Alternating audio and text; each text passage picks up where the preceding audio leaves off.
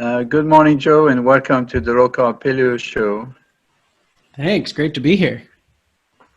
Absolutely. It's our pleasure. Good morning, Monsieur Mark. Good morning. I take it you are both wonderfully well today. Wonderfully. I am well.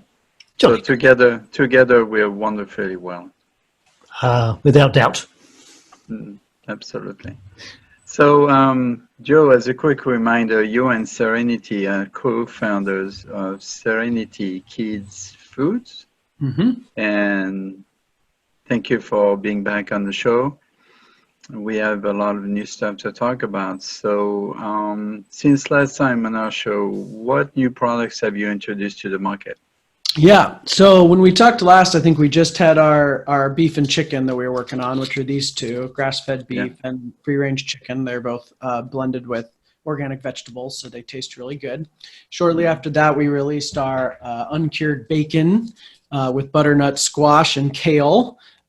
Super yummy. It's pasture-raised pork and bacon. We just found out that pork was listed as one of the 12th healthiest foods in the world. So super great. And pasture-raised pork is especially good, really delicious fats and so forth. So then we came out with our wild-caught salmon, which is blended with butternut squash and beet.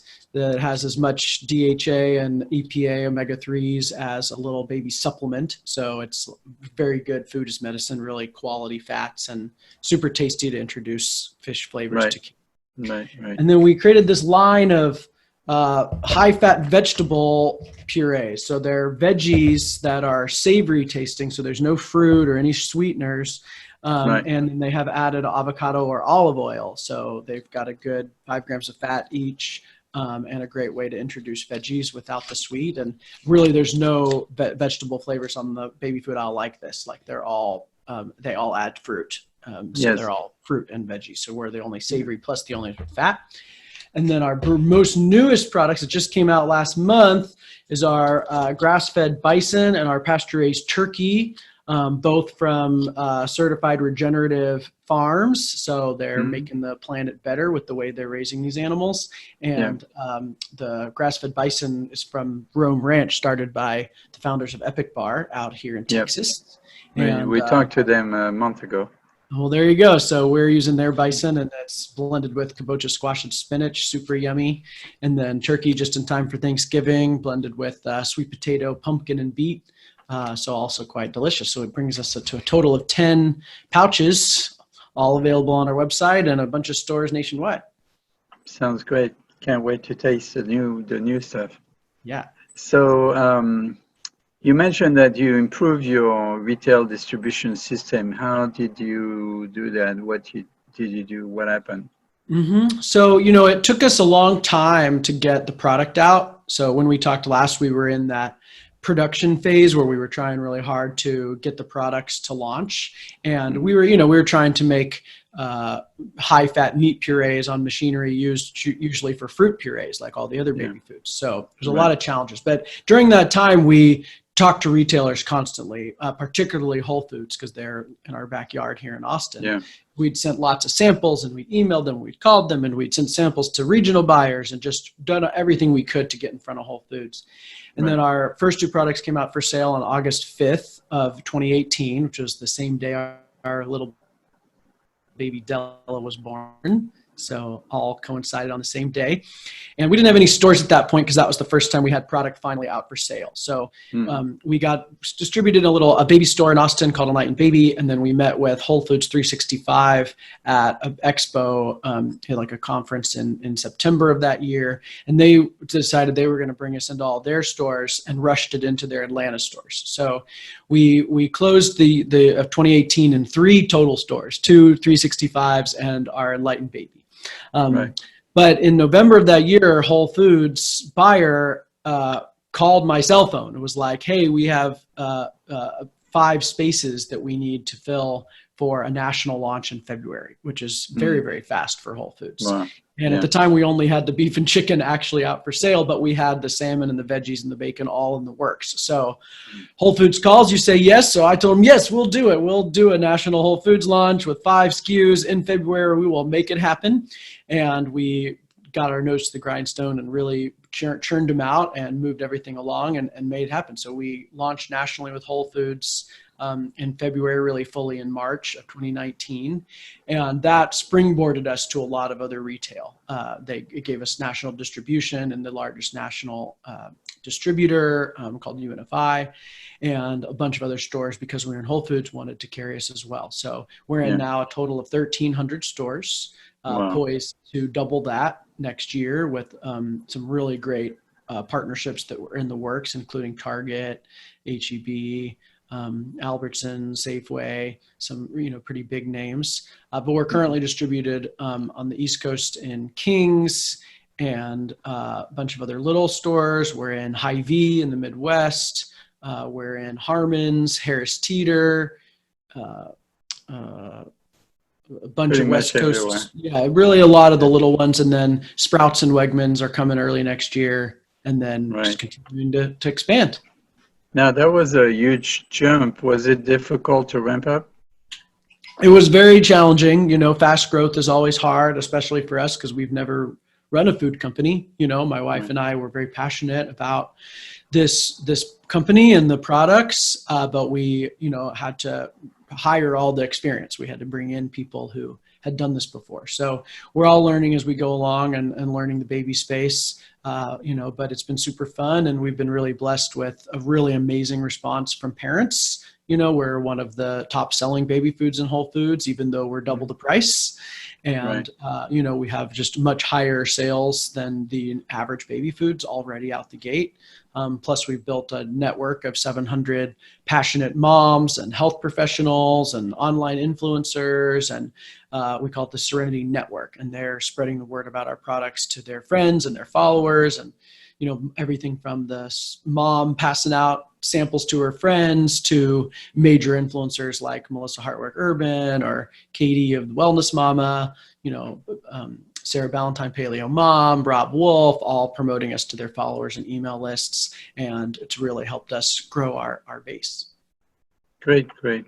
So one thing I noticed on your website said you plan to transform the children's food space. How do you plan to do that?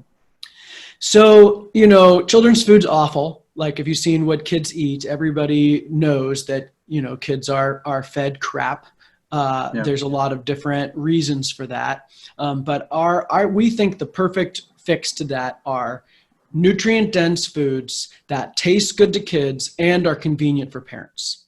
And nobody's really doing all three of those. We see a lot of good tasting, convenient foods that have no nutrition, organic mac and cheese, right? And then we have some fresh foods that maybe are like better, a little more nutritious, but are less convenient, like they have to be prepared or the kids don't like them.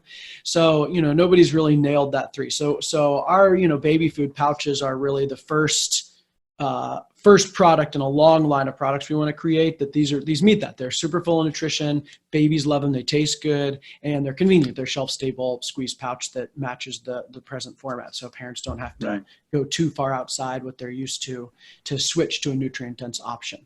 So we just want to make it easier for parents to feed their kids healthy, because so many parents want to feed their kids healthy. It's just eating time is hard. Kids become picky eaters. They, there's this stereotype that health foods taste bad. And so they have this idea that they only want those kind of flavorless carbs.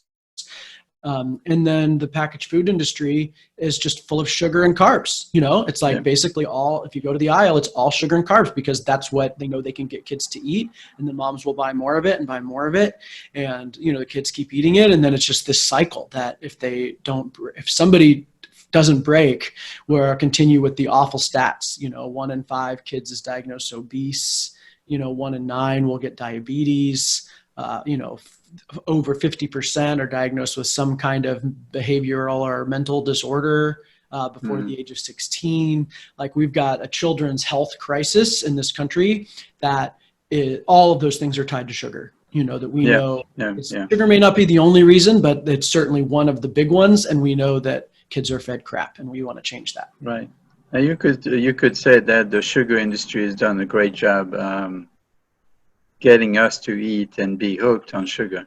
That's right. There's a sugar addiction, in America, like just everybody, a lot of people are sugar addicted, but the industry itself is sugar addicted. Like they think people won't buy it or that they can't sell it if it doesn't taste sweet. I don't know how many times we've been told by people in the industry, people won't eat that if you don't put sugar in it. We're like, yes, they will. And here you go. We're selling super well and babies love it.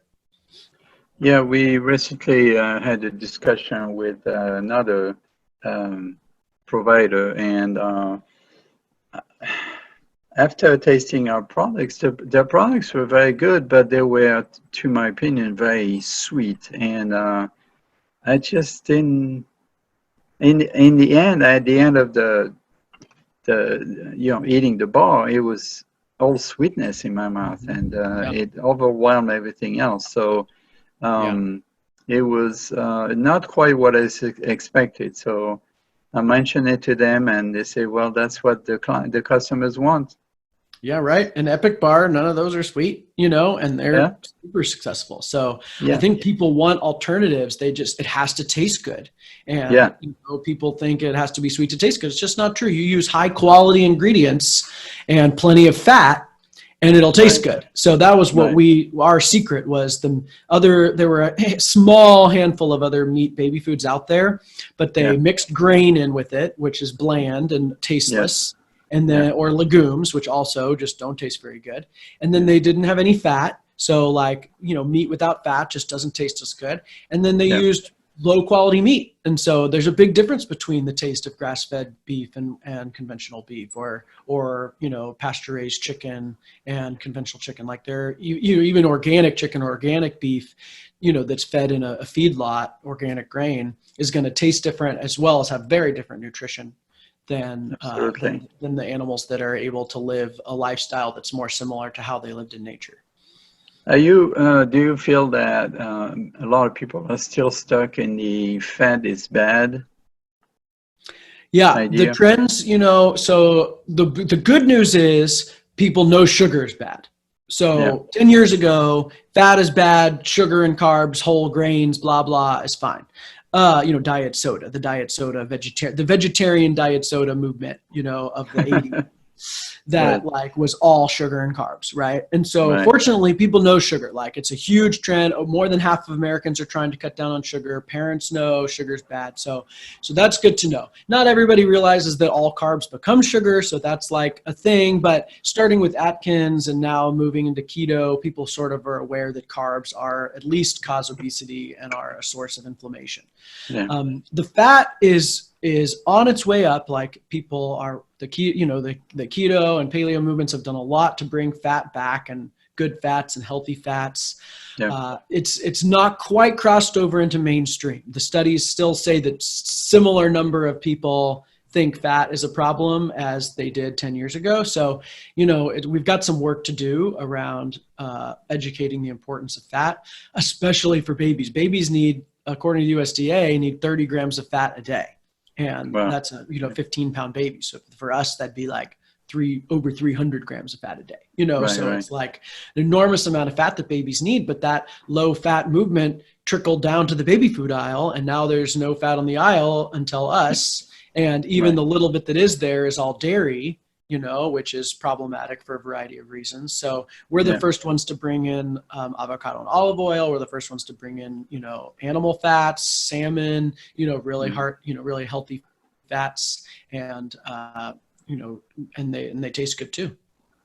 We should also specify to people listening that there's still good fats and bad fats. So tell us about your good fats. The kind of fat Serenity is more of the science nerd than me, but from what I understand, industrial seed oil fats, industrial seed oils are like canola, rapeseed, sunflower oil, palm oil. There's these highly processed oils that are inflammatory. They behave like sugar in the body. They create inflammation. They are anti-nutritious.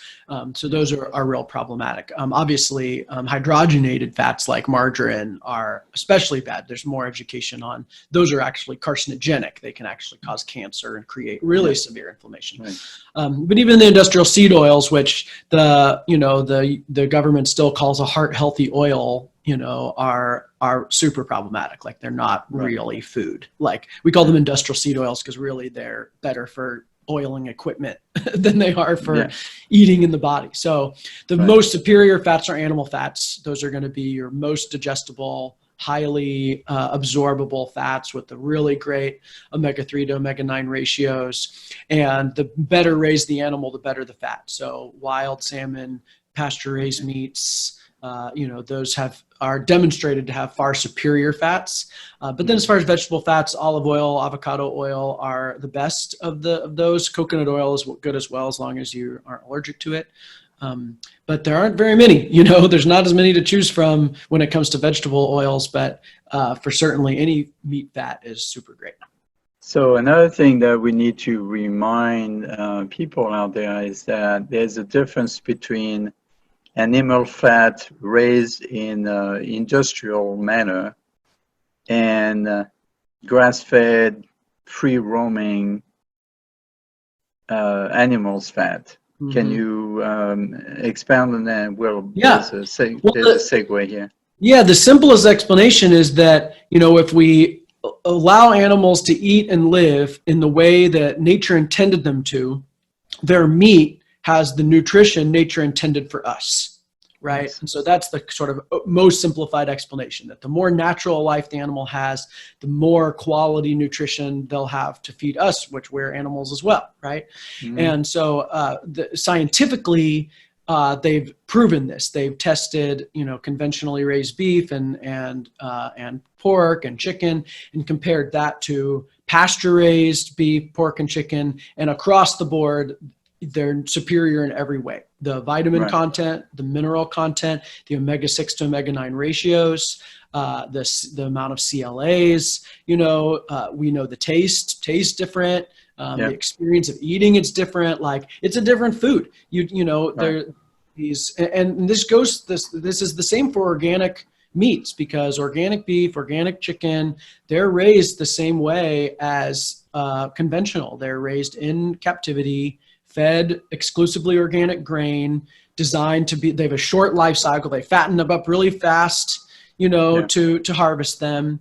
And I wouldn't quite call it fake meat, but it's in that direction. It's like artificially created, and therefore the nutrition is sacrificed in that. And the environment, the life, the happiness of the animal, the sustainability for the farmer, the exploitation of migrant labor, the overuse of water, like across the board, these, we call them CAFOs, these confinement animal centers are problematic and are not good for the body. So the solution is pasture-raised systems that allow the animal to express its natural instincts, to eat as similar to a diet as possible as it would have in the wild. And then, that creates not only happiness for the animal, but these are more sustainable. They're better for the environment. These systems, when done right, can actually improve the land, make the land better. The regenerative agricultural movement is utilizing, mimicking the way animals behaved in nature to restore grasslands from desert, to reduce soil runoff, to sequester carbon, and so meat gets a bad rap for being bad for the environment, but it's really not the meat's fault. It's the industrial factory farm model that is super problematic, and raising them regeneratively is actually a solution. Sequestering carbon. Actually, you just stole my thunder. I was gonna move into that direction before, but anyway, one, and then we'll get back to this. One thing we should refresh people's memory about is that in the industrial cattle raising environment, they feed them grains, right? And most of those grains are genetically engineered, which is a big no-no. Corn, Yeah, animals are not. Cattle is not designed to digest grains. So it creates health issues, which leads to overuse of antibiotics. So we're dealing with all that. You have growth hormones, bad feed, antibiotics, and not to mention the highly stressful environment. In a shortened life cycle, so they're trying to fatten them up faster, so they stress them out to get them to grow quickly. Just to make sure people understand the difference between a cow that is feeding on grass, which is loaded with omega-3 fatty acids, which is not inflammatory, and animals that are feeding on grains, which is omega-6, which are inflammatory. So just trying to explain to people that there's fats and fats, and there's good fats and bad fats, and there's good animals and bad animal meat. And so moving on, since you already addressed or started to talk about regenerative agriculture, are you connected with the Savory Institute Land to Market program? We are there. Savory Institute is amazing. They've restored millions of acres of grasslands in Africa and have now working with farmers in America to create a regenerative standard. They're the only standard that measures results rather than processes. So to be regeneratively certified by Savory, you have to demonstrate year over year improvement in your soil. They don't actually care how you do it. They're saying if your soil is improving, you can prove that it's better and you're raising animals on that land, then you're regenerative. So versus every other certification, non-GMO, organic, so forth, they all certify processes. They say, if you follow this process, we'll certify you. And, so for regenerative, they're like, we have processes we recommend that we think will work best. But in the end, every farmer's land is different climate, different soil health, different animal species, so forth. And, so the farmers can get creative to find ways to improve the land. But the Land to Market program is trying to create a little badge that will be on products that will say, like, this is certified regenerative farmed. They're working with a small handful of brands right now to pilot that. And so we're watching it super closely. We'd love to be a part of that once it gets more established. We're still too tiny and new to be a part of the pilot program. But we are big supporters of them and talk to them all the time. I understand you. One of your suppliers, White Oak Farms, right? Yep. Yeah.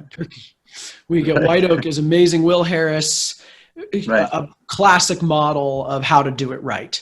Like they have dozens of species, including vegetable crops. They, raise all kinds of animals. They pay double the standard wage for their community. So they are compensating their workers fairly. They donate money back to their farming community so that they can really improve the lifestyle of the traditional farm community, which is getting more and more degraded. They have, every certification you could possibly want, from pasture raised to land to market, to non-GMO, whatever. And our family, his daughter is, their chief of operations, and they have a baby that we send our baby food to. And he's just a great guy who's really passionate about showing how you can improve the land through multi-species farming and be economically sustainable. He's growing every year. Like, his products sell out. He has to raise more and more to fill the demand for his products, even though they cost more, they take longer to produce. He's able to show that there's a sustainable business model. Like, people want it, people will pay more, and there's a way to do it right. Right. I was lucky to go visit his farm a couple of years ago, and at the time he was buying another piece of land because he was running out of land to grow his cattle. So we're very familiar. Yeah. One thing I was wondering about, because you know how people are very price conscious. Have you found any resistance to your price point? We anticipated a lot of resistance to price because the most expensive other baby food on the aisle before us was $1.99. And these were all fruit purees. So they were charging $1.99 for glorified applesauce in a pouch. And, you know, it was organic applesauce. So that was their most, and then the cheapest price could be 79 cents, you know, for a pouch. Right. So we were competing with this very low price thing. Nobody'd been willing to go over the $1.99 ceiling.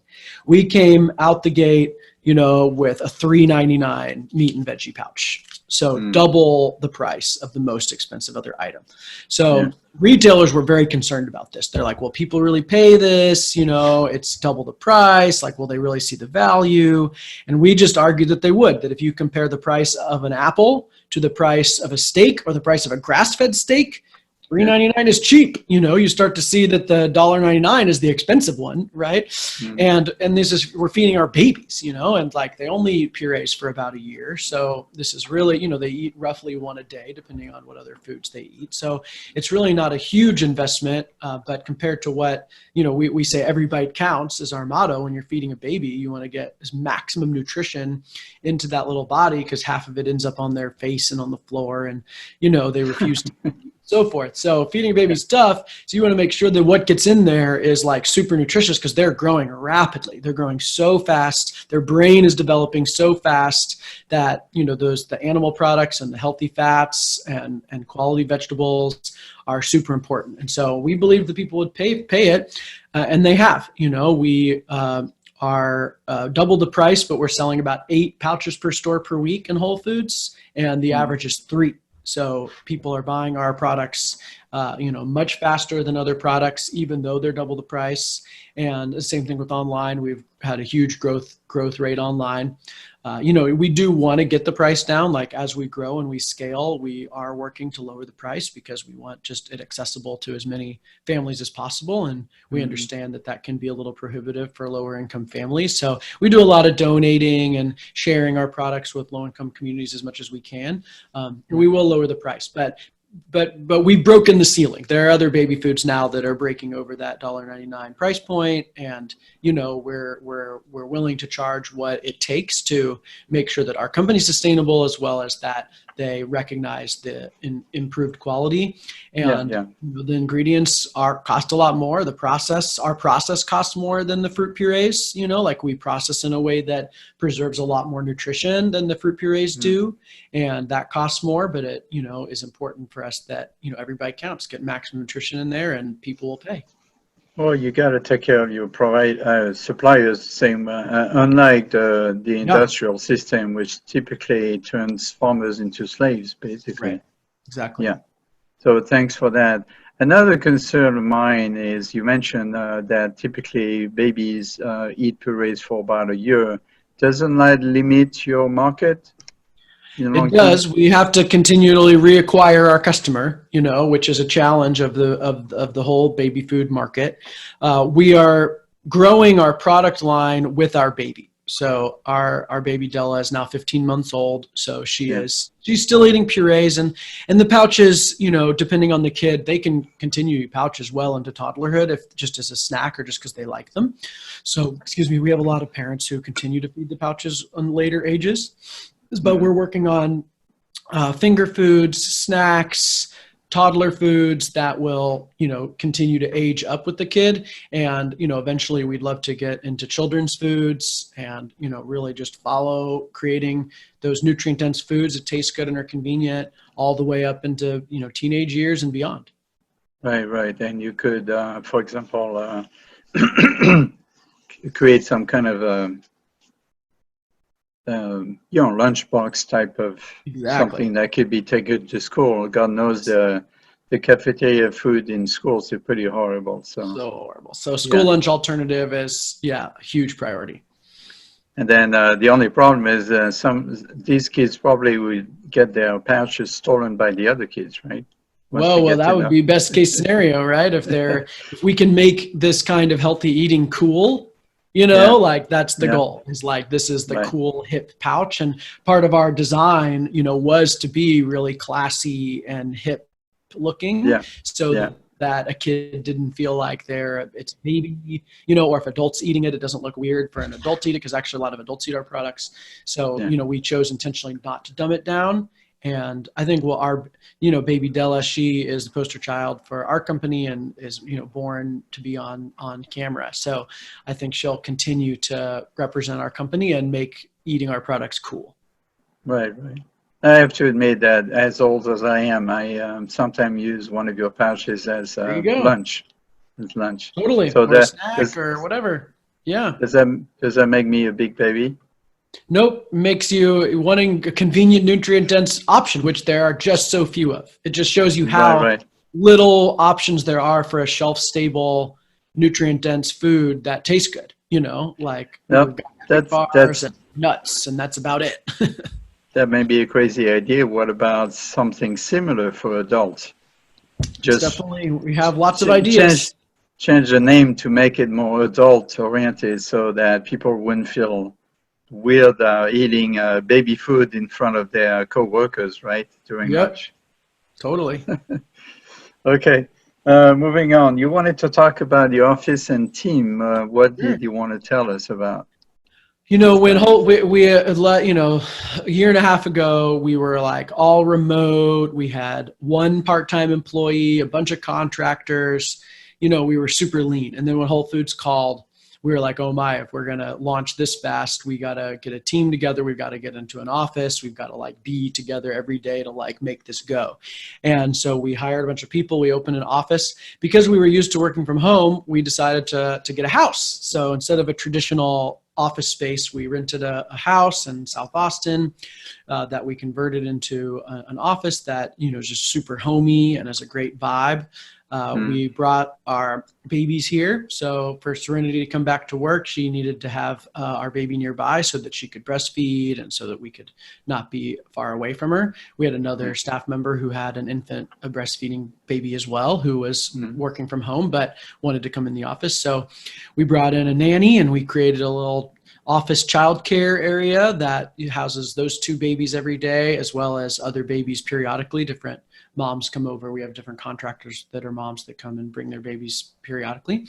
And we have 9 employees now in this awesome little house in South Austin. We have the childcare. We do we provide tons of healthy food and snacks, including, frozen meals, and we brought in a chef to cook the whole 30 Thanksgiving menu for Thanksgiving last week. And we're just really passionate about a strong work-life balance. And, it's just silly there are these health food entrepreneurs that made themselves sick or fat while running a health food company because they were so stressed out and they were so busy working all the time. We're like, that's just dumb to be having a health food mission and become unhealthy in the process. So we hire these go-getters who are super passionate, dedicated workers. And then our job is to teach them to take breaks and to make sure to eat and to sleep well, and really wanting to make sure that the values of our lifestyle and that our company espouses to the world are practiced by our staff. And, we're really proud of the community that we've created here. We're growing. We're hiring 5 more people in the next several months. So, we're growing the family. We're actually looking for a larger office space that can maintain all of the comfort and the childcare and all those things. And we expect that culture is something customers can feel. They can feel it in our foods that walk the walk. Right. I need to come and visit your office. Come on over. This way you don't have to ship the products to me. I can just come. Sounds great. Come load up. We can talk about it later. Which leads me to the question, is Della your lead food tester? I would definitely call it as one of her many hats. Lead food tester, poster child, mascot, CEO, whatever you want to call her. But yes, she and then our other baby Juniper are on site all the time for testing the new products, for taking photos for social media, for just being cute reminders of why we're all here. They're a great de-stressor. If someone's stressed out, they can go back, play with the babies for 15 minutes and come back feeling good. So, Della's been an amazing growth for me and Serenity as first-time parents, learning that whole world, and also really helping us remember why we do what we do. Right. When I visited your website, I noticed on the blog a term I've never heard before, crunchy dad. What is a crunchy dad, and are you one?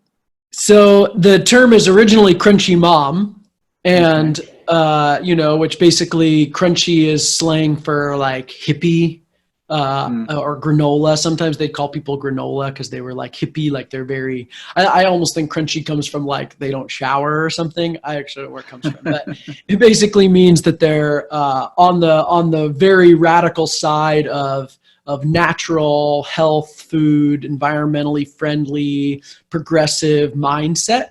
And so crunchy moms tend to like be into cloth diapers and attachment parenting and breastfeeding and baby-led weaning and, health foods like ours, low sugar, that kind of thing. And so crunchy dad is basically the same thing as a dad who is that. And I definitely identify as that. Like I, wanted to do everything so as new as natural as possible. We planned a home birth and diapers and breastfeeding as long as we could. And the blog you're referring to is actually called The Death of the Crunchy Dad, where I talk about how I had all these great aspirations to do all these things, and then baby comes and life happens and things change, both because of our own, schedules and the difficulty with some of them, as well as just baby preferences. Baby weaned herself from breast milk at 9 months old. She didn't want to breastfeed anymore. And, that's her right to decide when she doesn't want to breastfeed anymore. And so you had, you went from crunchy dad to softy dad? Not quite, but I'm definitely had to let go of my attachment to doing it a certain way, and understand that the mission and the change we're making in the world is super important. And even just raising a healthy, happy, empowered child is, radical enough. Great. Thank you for sharing that. Going back to the nutrition side of things, which probably one of my last questions. Some people in traditional food producing and dietitian might say that it's not healthy to feed little kids any more protein and fat. What's your take on that? Yeah, so breast milk is nature's perfect baby food. It's designed for babies. And breast milk, the macronutrients of breast milk are about half fat, half carbs with some protein, and is an animal product, hopefully a free range animal product. And so, we mimicked our foods based off of breast milk. If you take that model, animal products are the most important first foods. Their digestive system is is fully ready to process animal products. It's been living exclusively, hopefully exclusively on breast milk for the first 6 months or so. And then the next best foods are animal foods, meats, fats. If they can handle cow's dairy, we only do goat dairy because Della got a little face rash when we give her cow's dairy. But goat dairy is really good. Butter and organ meats are ideal. They're packed with the most nutrition. So liver, we make this liver broth that she really loves. And bone broths are really great for babies. So really animal products are the most ideal first foods, and they could eat nothing else for the first year of their life than animal products and have super healthy development. They don't actually even need vegetables. They especially don't fruit or anything sweet or any kind of processed foods. So the saying is food before one is just for fun. And they're basically saying like that foods in that time period are mostly to get a baby's palate developed, to teach them what flavors they like, to teach them how to pick up and eat food, so that they learn to experience food. But you can do that with animal products. Eggs are great. We do a pasture-raised soft scrambled egg in bacon grease pretty much every morning for her breakfast, which she loves and she can eat really well. And then you can either puree your own meats, use our meat purees, or you can pre-chew meats, or ground meats are great. So she loves shredded beef and chicken, because they're like we use the Instant Pot, cook down those meats so they're soft and shredded, and she loves those. The flavor is really strong. The fat's, embedded in there. And, So animal products are really key. The sugar is a real problem. You feed them sugar too early, it taints their palate. They start to prefer sweet flavors rather than savory flavors, and that takes them into childhood. It's also inflammatory, and you don't want an inflamed baby. You don't want, all the stuff that people complain about babies. Sugar exacerbates, tantrums, fits, crying, difficulty with bowel movements, difficulty with skin issues, trouble sleeping. These are all things that a lot of parents complain about. And if you take the sugar out and replace that with really good fats, a lot of them go away. Our baby sleeps through the night. She naps really easily. She's not a picky eater. She'll eat anything we give her. Her poo is really easy. She doesn't have blowout. She doesn't have diarrhea. She doesn't have constipation. Her skin's super great as long as we don't give her cow's dairy. Her skin's totally fine. She only fusses when teething, which is very painful, but otherwise she's super, doesn't cry much. She's, easy, good temperament. So really, I feel like we have a model baby, and I think it's a lot of how we feed her. Right. She's not just a model baby. She's a baby model. Yeah, that's right. And I didn't mention grains in there, but the Pediatrician Association, for some reason, still recommends fortified rice cereal as the first food, as a recommended first food. And a lot of pediatricians are coming out against that and saying, oh, this is wrong. Fortified rice cereal is not a good first food. The fortification, the fake iron is actually a problem. It can create constipation and other kinds of issues.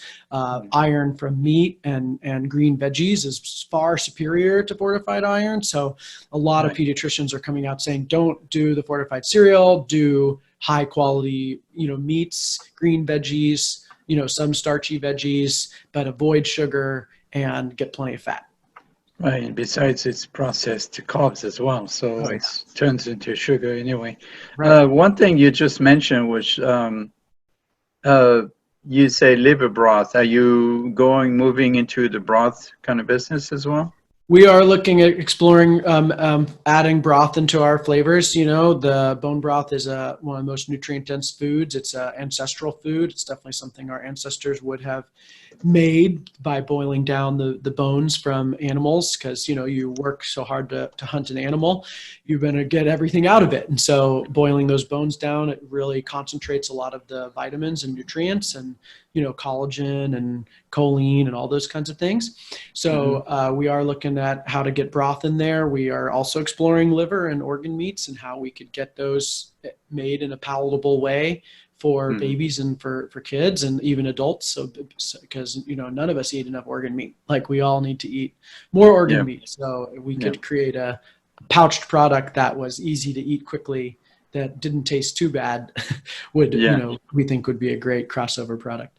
Yeah, I grew up on really bad liver because that's all of what my mother could afford, and so I definitely have an issue with eating liver. But you'll have to convince me on that one. Okay. All right. Okay, Mark.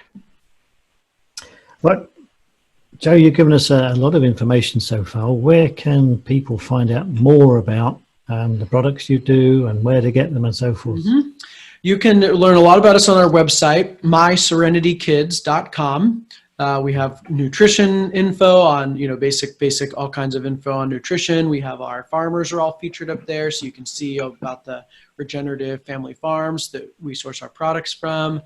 You can read a story. You can see lots of pictures of our baby and see, watch a little video about how we created this and me and Serenity's backstory.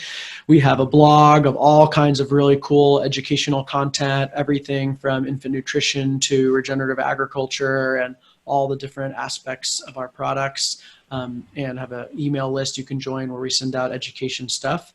And so you can order our products there as well. It's where the best deals are for ordering our products. We're also available on Amazon, Thrive Market as well online. And then we're at Whole Foods nationwide, as well as a lot of regional chains. So we have a store locator on our website as well if you want to check out where to buy our products in stores. Super job. Now, coming back to Della, obviously she's a big part of why you do what you do. Yeah. Would I be right in thinking that she's been brought up almost exclusively on the foods that you and Serenity have produced? Exclusively. Not only almost exclusively. Serenity, my wife and I were both sick kids. We had very difficult childhoods, a large part of due to how we were fed, that we were fed a lot of crap like most kids are. And our parents didn't know any better, right? They were doing the best they could. And I'm sure they probably tried to get us to eat better stuff, and, it's hard. So, so we're very passionate about making, our baby not have to deal with that. And in the end, it makes our own lives easier. We didn't realize how much easier our life would be when she's not having tantrums from sugar grasses, when she's able to sleep well, when her diapers are super, consistent, right? Like all that stuff makes our lives easier. And, we put more attention on food. We have to spend more money. We have to spend more time planning it and preparation. But in the end, we are what we eat. So our whole life is affected by what we put in our bodies. And we're so blessed to have the paleo movement to teach us about nutrient density and about important well-sourced animal products that has really transformed our health in adulthood. And we believe is, really setting our baby up for as much success as possible. Excellent. So, I mean, in many ways, it sounds like that, what you put into a child very much determines what you get out of a child. If you put good food in, you get good behavior, good health, all of the stuff that we want from our children.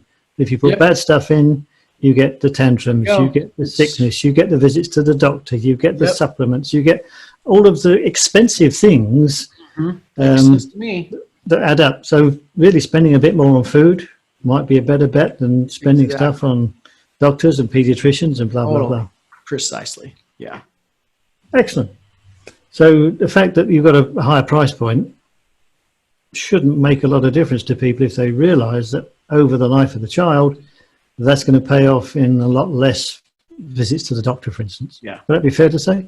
Yep. That's what we hope that they see. And when surveyed parents say that the ingredients and whether or not they can trust the company are the two most important factors. So, the what's in it and can I trust this company, to be clean and to do what they say they're going to do are the two most important factors. So we feel like we really meet that for parents, that they can trust us, that our ingredients are on point, and that price is, I'm sure, plays a role somewhere in there, but I think, it plays a lot lower role than a lot of other food companies or retailers think it does. So we're excited to be challenging that and improving what's available and charging what we need to charge to support that. Excellent. Yeah. And if you're willing to feed what you produce to your child, and I'm guessing you eat it yourself from time to time. Oh, of course. Every parent knows they eat what their kid eats, and we feed her a lot of what we eat as well. So, in addition to pouches, she gets fresh foods that we've cooked, and, we love to order really high quality meats from Butcher Box, Thrive Market, farmers markets. We get local vegetables as much as possible.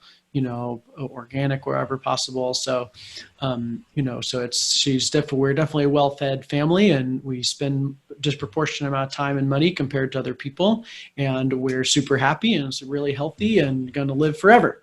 Yeah, well, we all are, if we eat right. That's right. Now, I'm going to pick up on something that Alain said earlier, that he occasionally, or quite often, has one of the pouches for a lunch. Now, that to me said, gosh, and I know what Alan's like, if Alain is eating that, then it must taste good. Mm-hmm. Yes. Would that be right, Alain? Key factor. Yeah. You like, which one's your favorite, Alain? Which ones do you eat? I like the one with bacon. That's my favorite. Yeah. Uncured bacon. Yeah. That one. I like the other ones too, but I haven't tasted the new one, so I can't. The veggies, you'll really like the veggies. The roots is really, really good. It's sweet potato, carrot, and beet with olive oil. And it's like super creamy, savory side dish, basically. It's just like, kind of mashed sweet potato. Yeah. So they're really good. Serenity is a foodie. She was really into food and really wanting things to taste good. Yeah. So we spent a lot of time making sure the recipes were balanced well. We tested them on babies. So we make them in our kitchen. We pass them out to lots of babies. We get feedback. We make new versions. We pass those out. Like, we spend a lot of time making sure the flavor is like super on point, because, babies won't just eat anything. Like Yeah. they have a right to good tasting food. Yeah. Another way I use your pouch is if I'm tired or I don't feel like cooking, I put a bunch of vegetable in a blender. I put some broth in the pouch, There you and I go. have a soup. And I crank it Yeah. up, and I have a soup in less than 5 minutes. Delicious. Perfect. Yeah. Yep. So there you go. Alain's already given you ideas for adult versions. Yep. And actually, this is the first baby food I can say has been endorsed by Alain Braux. Yes. All right. We'll put it on the package. Now, coming back to your reason for doing everything, Della, how has her palate developed over the time that she's been eating these types of foods? Yeah. So, they say palate starts in utero, that what mom eats while she's in there is basically baby is experiencing it, even tasting it in a lot of cases. So the palate really starts there. And then in the breast milk as well, like when mom's breastfeeding, what she eats, for sure the nutrients passed on. So the more nutrient dense the diet, the more nutrition's in the breast milk. But also even like subtle flavors, are kind of come through. And so, so Della, loves, she really likes strong flavored foods. Her favorite foods are like olives. She really loves olives. She'll eat a whole wedge of a lime, like rind and all, like just like eating lime or lemon. She's right now, like I said, really into the shredded meats. We ate a lot of pot roast. We bought a half a cow right when we got pregnant so that we could make sure to have a lot of good meat. So we ate a lot of pot roast throughout that period. And now pot roast, like her favorite, she really loves the carrot and potato and gravy and the meat and the fat in there. She really loves savory stuff. We've fed her some other baby food products just to see, and sometimes she'll eat them, but there's times she won't. Like she won't just eat anything. We've discovered that she will spit out stuff that we thought didn't taste good. We're like, let's see if baby likes it. She didn't like it either. So, her palate tends to match ours because she's going to eat what we eat. And she, really doesn't get much sweet. And when she does, it's like whole fruit, we'll give her like a whole piece of fruit or a whole berry, so that it's like, at least she's getting the fiber and so forth. And she likes the berries, like anybody who tastes the sweet, like she's into it. But she doesn't like it any more than she loves an olive. Excellent. I mean, basically her palate is probably far more developed than most children of her same age. Spicy foods, like she likes things that are spicy. Like she's 15 months, will totally eat things that are hot, as well as super savory. Excellent. Now, in many ways, what you're doing has got quite a long history, isn't it? Because, I mean, when I was young, I was fed pureed food, whatever mum and dad were eating, the kids got pureed up, so there's a long tradition in what you're doing. Mm-hmm.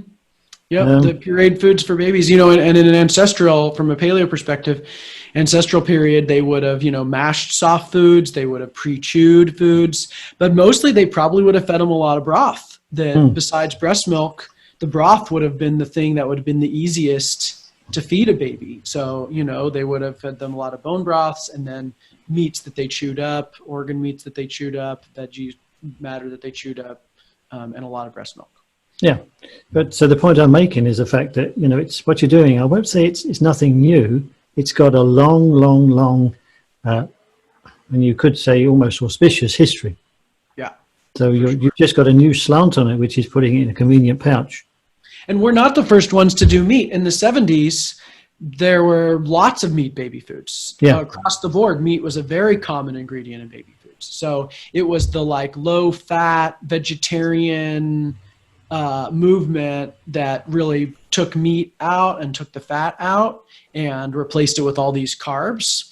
Also the pouch movement, the cheapest way to make a pouch is with a high acid hot fill process. Right. And in the fruit is acidic. So they could cheaply make these baby food pouches as long as they had enough fruit in them that they were acidic enough that they would be shelf stable. By boiling. They basically boil it for a long time, pasteurize it, fill it into pouches, and that makes it shelf stable. So those fruit pouches, that's one of the reasons we see so little savory options on the aisle, because the pouch is a lot harder to make savory without those acids. So we use a different process, a pressure canning process that does not require any acid or preservatives or boiling. We don't have to pasteurize it. So we fill the pouch with, maximum nutrition, and then it's pressure cooked, which maintains more nutrition than any other cooking process they discovered.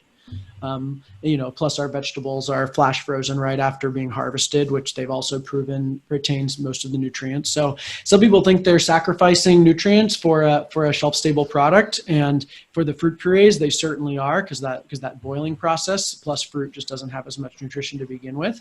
But for our products, we haven't done the testing to prove it, but you could probably test vegetables that you cooked fresh from the grocery store and test our products and find similar, if not higher levels of vitamins in our products. Excellent. Now, you mentioned you got a few new ideas in the mix. Which are the first ones we're going to be seeing? So I'm not allowed to say specifics, but we have three new pouches coming out early next year that are going to have more complex flavors and really amazing ingredients, and be even more palatable to an older child or an adult. And then we also have a chewable product that's designed for the baby to pick up and eat, that is also shelf stable and nutrient dense as well. And that's the direction of the company, is more different kinds of snacks. I'm only really asking to make sure Alan's got something to eat as he gets older, Yeah. All right. Once I've lost all my teeth. Right. You go revert back. Right. We actually own the URL Serenity Silver. So with your product line. Excellent. Well, that's all the questions I've got for today. It's been lovely chatting with you as usual. Alan, back to you. Is there anything else you'd like to add, Joe? I don't think so. This is really awesome. Really great to connect with, people who share our mission and are out there, educating about modern nutrition, because there's so many myths about nutrition out there, and so many things to cut through, especially when it comes to feeding babies, So just love that your listeners are the kind of people who do their own research and discover for themselves. And so, just encourage people to continue to, don't take my word for it, research it, back it up, make your own decisions about how you feed yourself and your baby. But nutrient density is the secret. Every bite counts. Right. Absolutely. Well, thank you for coming back on the show again. And as we say in Texas, à votre santé, y'all. All right. Thank you, guys. Yeah. Joe, let me ask you a question. You live in Texas, don't you? I do, Austin. Yeah. So, you obviously hear that all the time. I hear y'all all the time. I didn't the first part.